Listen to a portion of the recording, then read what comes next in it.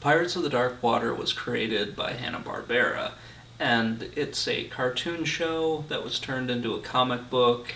It was also a toy line, and eventually a video game. I really love this series, and I wish there was more to it, but unfortunately it didn't really last past the early 90s. Anyway, let's check out some of the stuff that was attached to the Pirates of the Dark Water. The cartoon ran from 91 to 93, and we never really got a conclusion to it. There were 21 episodes, and it was cancelled near the end of the second season. So our hero Ren only got 8 of the 13 gems that he needed in order to save the planet.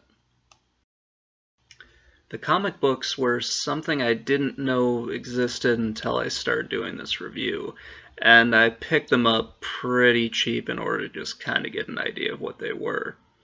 The first 6, and even the last 3, generally follow the episodes. The last 3 give you sort of a side story on one of the final episodes, which is kind of nice, but it still makes me wonder why they were really made. The toy line was one of the weird things about this. I don't ever remember the toys really being in stores or honestly going to look for them. It just kind of seemed like they blended in with all of the other toys that were made for TV shows during the late 90s and even into the 80s as well. I was more into Z-Bots at the time, to be perfectly honest. So enough with all that stuff, let's check out the video games. The first one we're going to check out is the Super Nintendo version.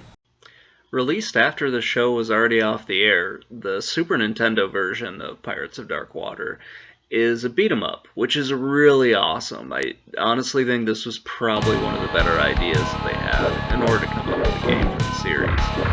What would have been also pretty cool is if they had sort of more of a free roaming thing. You're actually sailing around on the ship. Whatever, I don't want to talk about stuff that's just never going to happen, I guess. It's a pretty standard beat-em-up. There's not a whole lot of crazy stuff to it. You can play as any one of the 3 main characters. Not really sure why they decided you couldn't play as Nibbler. I guess maybe because playing as a monkey bird thing really wasn't going to help out too much. The platforming is a little bit awful in this game. I don't really like it that much, but it's pretty much standard. I don't like platforming in any of the beat-em-ups, to be perfectly honest with you. There's a great selection of characters in this. I don't know what they did to really, like what beat-em-up they used to base this off of, but the different enemies you fight are really unique. They're incredibly stupid though, as you can see with the nice little fire trap here, where they're just going to keep right on walking into it. I don't understand why they did that. It kind of makes it so you can be a little bit cheap in the game and just let your enemies wander into the traps. It's a very strange way that they do things. That all being said, it's a lot of fun to play this game. I really, really do enjoy it. It's not exactly, going to be great for a beat-em-up because it does get a little bit monotonous, and also dealing with the AI, which is incredibly stupid. I can't really stress how dumb the AI is. It can be a little bit annoying because it can make the game a little easier, but it can also work against you. If you get knocked into one of those pits, then you can get a little bit screwed over as well. This is not a hard game by any means. It's actually fairly easy. So that was the Super Nintendo version. Now let's check out the Genesis version. Normally I like the Sega Genesis version of games a lot better just because I really enjoy the Sega Genesis. But this one's kind of weird, mostly because it's not a beat-em-up anymore, it's a side-scroller.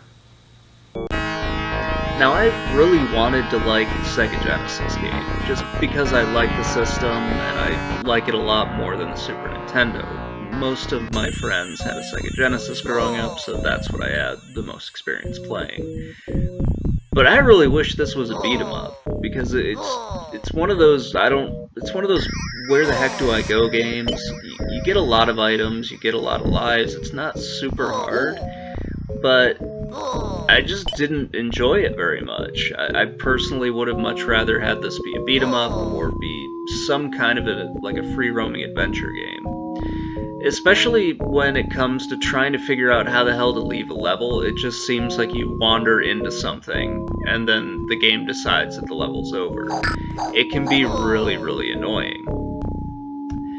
Now, if this was like the beat 'em ups, or like the beat 'em up from the Super Nintendo, it would have been a lot better in my opinion. But instead they went with this side-scroller, sort of an action RPG type game, which didn't really work for me. I really did not enjoy it that much. It was just, it got really, really annoying.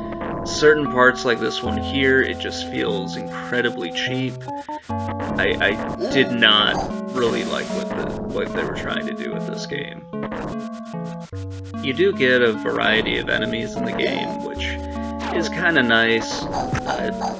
It fits with the theme of the story and everything like that. I don't know, there was just something about this that made me want to go back to the Super Nintendo and play that. Maybe that was the entire point of this game, I'm not really too sure. So, I don't really like the Genesis version as much as I like the Super Nintendo version, mostly because I think the beat-em-up style works a lot better for this game. So I'm not really sure why Sunsoft did what they did by making two different versions of this game. I think the beat-em-up would have worked a lot better if they stuck with that for both the Super Nintendo and for the Sega Genesis. Maybe they were trying to create some kind of an exclusive between the two systems so that, crazy collectors like me would go out and buy both, or hopefully kids back in the early 90s would buy both games. I'm not really sure what their motivation was for that. So I really like the Pirates of the Dark Water. I hope one day that somebody comes along and actually finishes up the story. I know he's going to eventually collect all of the treasures, but personally, I want to see how Ren actually collects them and brings Octopon back and eventually gets rid of Dark Water that's been basically devouring the planet of Mer for God knows how long. I really want to see the ends of this, and I just hope that they bring it back someday. So anyway, guys, that's going to wrap it up. I hope that you enjoyed the episode. Please let me know in the comments below, and have a great day.